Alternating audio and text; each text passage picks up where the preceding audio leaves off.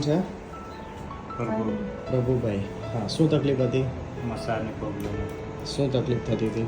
લોહી પડતું હતું, દુખાવો બળદ હા, કેટલા સમયથી હતી તકલીફ?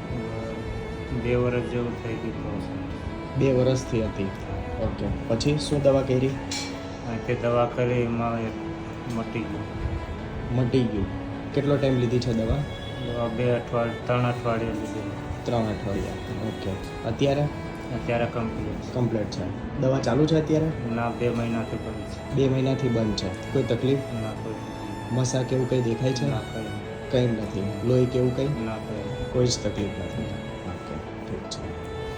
કઈ દવા લીધી છે? હોમિયોપેથી હોમિયોપેથિક દવા લીધી છે. એનાથી બધું સારું છે. બધું સારું.